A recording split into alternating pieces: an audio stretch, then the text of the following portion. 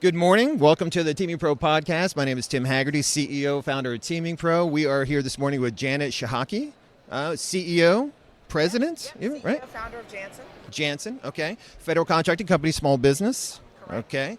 First things first, I'm going to ask you now, how long have you been in business? Oh my goodness, next year we'll celebrate our 25th anniversary. 25th anniversary as a small business within the federal contracting market. We got into federal contracting probably back in 2006, 2007. We started in commercial aerospace, which is the market that I knew. But Excellent. I always wanted to get to defense, and those doors opened in 2007, and we've not turned our back. We've stayed that course. Fantastic. Okay, so as a percentage of your overall business, right? How much would you say would be commercial now versus federal contracting? I would say less than 5% is commercial. No kidding. So you really made that switch. You went over to federal contracting. We did. May I ask why? I think the Army had a lot to do with it. Okay. We got into the active side of the Army, and we proved our salt, we proved our worth, and it's been word of mouth, and you realize, number one, you love the mission, number two, you love the people, and it just keeps growing. So we've been very Good. blessed. That's fantastic. Okay, now you mentioned the mission because you do both prime and subcontract work now. Okay. Bring on subcontractors. Now, quick question: when you first got into the federal space, did you start prime or did you start as a subcontractor? Started as a sub. You started as a sub. Yes. Which now, if you were going to give advice to more different companies coming in, new companies coming in, would you say that that's probably the right road to go down, or okay? I think it is. I mean, you're gonna learn your ropes pretty quickly. You're gonna learn the types of companies that you want to work with, the ones that you don't want to work with. But you need the experience of being a sub, I think, before you're ready to be a prime. 100%. So, for example, now as a prime, we have our ISO 27000, our ISO 9015. Those are large expenses. That's just one example of things that we've now taken on as a small business. But I think when you're first starting out, get yourself aligned with some really good primes that can help you get the past performance that you need. Okay, now that's an excellent point. And let's talk about some of the challenges there. So, how did you establish those relationships with those primes? Everything is word of mouth. Everything is Okay. relationship. This is not, I mean, you can have your printed brochures, but it's what comes from your heart. People have to know, can I trust them? And you have to be able to say, can I trust you? Yes. I've walked away from some deals because I'm like, I'm not going to trust you. I can't trust you. Really? And and you've got to, Kenny Rogers, you got to know when to fold them. You got to know when to hold them. So I think we learned the hard way. Yeah. And, fool me once, shame on you. Fool me twice, shame on me. So Okay. don't be afraid to walk away from the table. Align yourself with companies and spend the time to get to know your partners. I travel personally to see the companies that we partner with.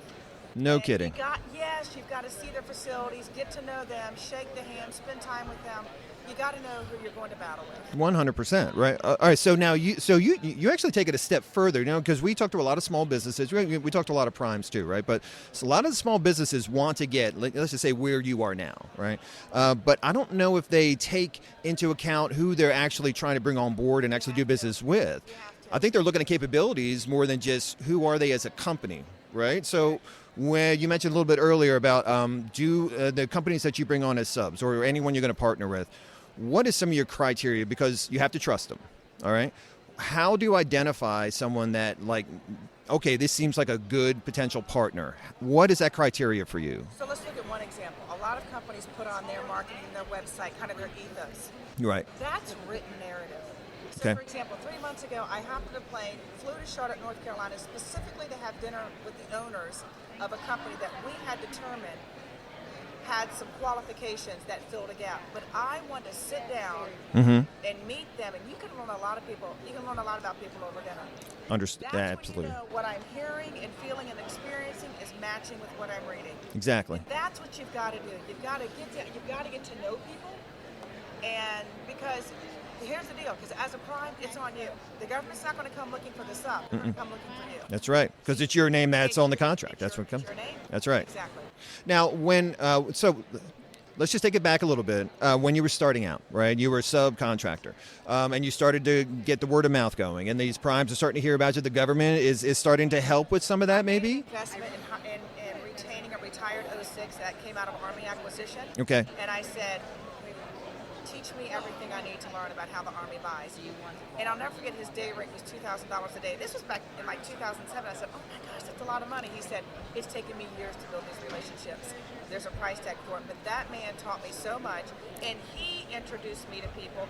And when you have someone with such credibility that's giving you a connection, you've just cut the sales cycle down almost by 75% because they know they can trust that ally, that friend that they've had for years. So I made the investment. I did it that way. Okay. It's all about relationships. All about it. Respond to, opportunities all day long, but you need people who can introduce you to people, has a great reputation. They know the battle space. They know where the landmines are. That's what I do. And that's really one of the most challenging parts about federal contracting, right? This is a relationship-based game. And it's a money game. It's a money game. You got to play to pay. You have to. You got to pay to play. Okay. Right. Okay.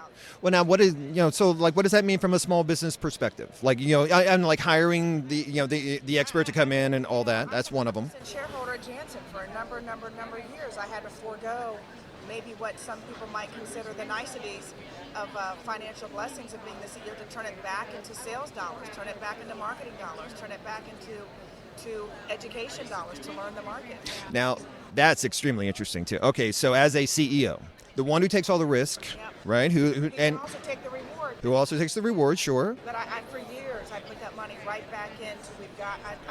I had to learn a market that I didn't know anything about. Okay. I had to learn it, and I had to kind of, what I would say, kind of pay my dues. And when I say that, I mean the time it takes to earn their trust. Mm. And you get that one project, and I would say this: your failure recovery plan has to be as strong as your success plan. Okay. How are you going to handle failure? How are you going to handle? Stand by what you say you're going to do. I've never nickel and dimed a contract. I've never gone in on change orders on day 2. Mm-hmm. It just doesn't work for me. Okay. Get in, build their trust. Don't lose your shirt, but build their trust. And I, as one of the suits at Janssen, I've never stopped being involved in the relationship. So just because I'm involved in the upfront sale, mm-hmm. I'm involved in the sustainment, and my clients know that. So I think a lot of small businesses make the mistake of going after so much business that they really can't take care of the relationship. Look at that. Take care of the relationship. Okay, so all right, so the relationship really is top notch. I mean, when it comes down to it, because from that relationship, you guys get extra work, you go spider down. Now all of a sudden you have built-in salespeople mm-hmm. that are the government, because they're so pleased with you, they're recommending. Have you heard of Janssen? Have you heard of TeamingPro? They're talking about, have you heard of this company and that company? That's what you want. That's what you want. Yep. Exactly right. So, and it's taken how long, would you say, to build up that kind of relationship? Because it's not just putting forth a good foot first or one time. It's over and over and over again, right? Yeah. Right. So right now we've been in DoD for well over 15 years. I would say, I got to be honest, it was probably a good 10 years of just going at the grind, doing our part. And then the past 5 years, it's just been wow. Now we've built these relationships, we've maintained them. Now they're quote unquote paying off. Okay. Now you still want to be looking online, teaming with companies like TeamingPro, getting information out there to see what's coming, where should your dollars be aligned. And here's the other thing: know where you want to fish. As a small business, you can't say I want to fish for haddock and salmon and this one. And find out what. So I chose the Army. Yes. And that's where we have stayed. Now we're in a position we go, well, do we want to look at some Navy dollars? Do we want to look at some this? Yes. But we built a very strong past performance in a portfolio within the Army. So I didn't spread ourselves too thin. I think that was a wise decision. I totally think that's extremely wise. I mean, because a lot of small businesses, as a matter of fact, I was about to ask too, the best advice that you could give to a small business, which I think you just gave. You can't take on more than you can consume. And you focus in on the one thing that you do really well, have to. Right? You have to. Right. Okay. All right. So small, that really is the best advice for a small business. Focus on the one thing that you know that you do really well. Ratchet down on that. Be honest. Be trustworthy. Be a good partner. What you can consume and do it well. And do it well. Okay. That's right. All right. Now you do prime and sub now because you've grown to a certain size.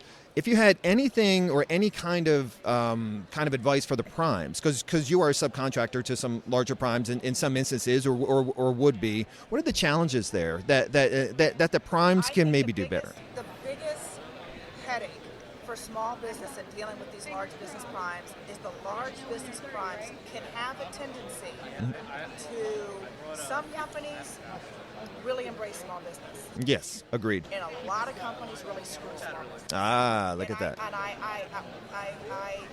I could name some, but I won't. No, please, that's fine, but I yes. will tell you something. There are some, and Well. there should be regulations that unless the small business is not performing well, as stated by the government, Right. the government, the large business cannot automatically cut the slots of the small business. So that's what happened. So have you experienced that before? Multiple times. Multiple times. Just because they're greedy, they want the slots back. They Really? bring you on, win the contract, get things going, and then all of a sudden we're modifying your subcontract, and all of a sudden you're losing your slots. And Wow. there should be regulations against that. Then you get great companies, and I'm happy to share some of those names. You get a great company like an SEIC. Yes, You agreed. get a great company like a Northrop that said, we'd love to have you at the table, but that's not consistent. Because, but they have a mandate almost, right, to support the small business when it comes down. There's mandates are at the time of yes, they do have those mandates. Right. That doesn't mean, and here's the deal, it doesn't mean that they can't play this chessboard game. So you can have a mandate, Yes. Right. You can play chess all you want. They're going to find a way to make their mandates, and they're also going to find a way to play chess for the ones who want to do it. Now, so with you having gone through that, right, is there any way that a small business then, who maybe hasn't gone through that before, how can they protect themselves to make sure they get the work share, keep the work share, right? And then is there any way? You have to have a superior relationship with the customer. Okay. That's really what it all still comes down to, doesn't it? I'll tell you, one time I called the customer and I said, ma'am, are you aware that they just cut all of our slots? And she said, what? So we had our slots cut, but let me just tell you one thing. That company never did work again within that Army. There you go. So you've got to, but I believe when God closes a door, he opens another one. So just be patient with that, because that opened up a door for us to go to HQDA. And we got to get up there and start doing work up there. Then we ultimately went back to that command. So I will say what goes around comes around. Be patient. You're going to have to spend some dollars in the right places. But I would say find you some of these really well-respected retirement government SMEs that are now doing some consulting, and you say, teach me what I need to know on how the XYZ customer buys. Help me understand what their color of money is. Yes. Help me understand what color of money is used for what type of contract. Right. Go out there and find you. Don't just find you an 8A. Like, I can't qualify as an 8A. Okay. Go find you a great tribal-owned 8A. That's the gift that keeps on giving. There you go. In DOD alone, they can get up to 100 million sole source contract. Stay away from LPTA. I can't stand LPTA. It's a race to the floor, and all it says is LPTA is a company telling the government, we won't take care of our people. You cannot take care of your employees on lowest price technically acceptable. Thank you very much. LPTA is the worst, absolutely worst acquisition strategy the government ever concocted. Now, you've been doing this for a while too, right? So have you noticed the cyclical change where it's up there, right? Then they come back to it, then they go, if you want to do LPTA for maybe your trash removal and things of that nature, that might work. But when it comes to people in white collar positions or even blue collar positions, I have a company whereby I want to take care of my staff. Right. We have 17% higher living costs today than we had a year ago. I want to take care of my employees. I want to make sure they can afford the gas. I have no longer go after LPTA contracts. I don't care how well I know the customer. If it's coming out LPTA, I'm out. You're out. No kidding. Okay. No.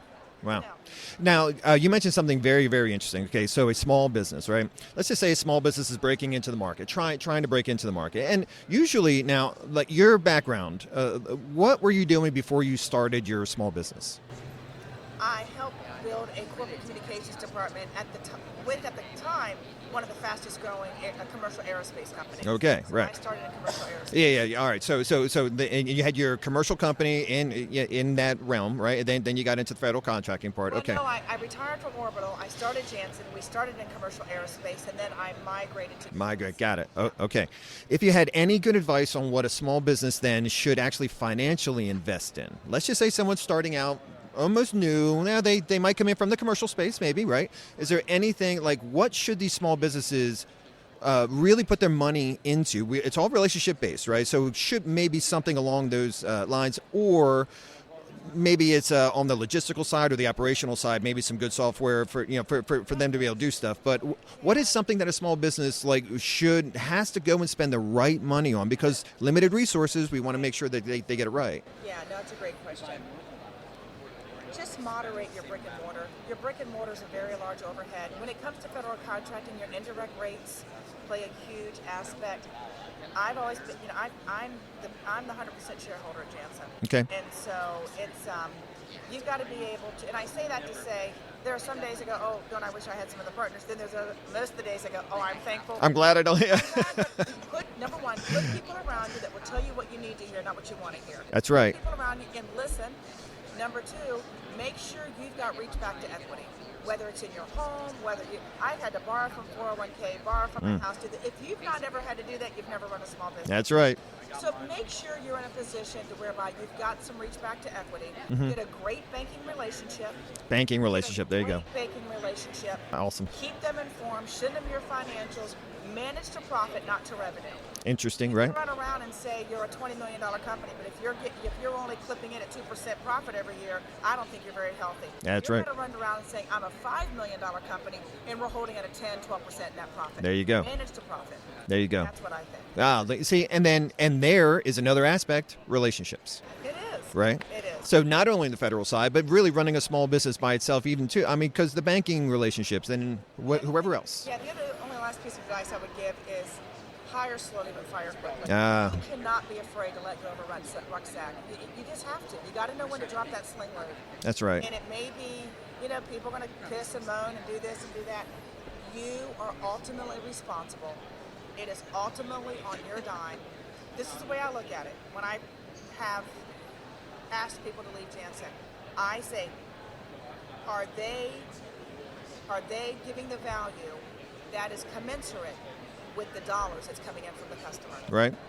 And if not, and after some warnings and this, that, and the other, I'll cut the sling load. You can't be afraid to make a tough decision. You can't be afraid. No. Well, Janet, I can't thank you enough for coming on. Thank you so much for coming on TeamingPro Podcast. You're helping small business challenges within the federal contracting market from a prime and a small subcontracting perspective, a wealth of knowledge. Thank you so much for coming on to the show. Really appreciate that. A lot of fun. Thanks. Oh, wonderful. Thanks so much.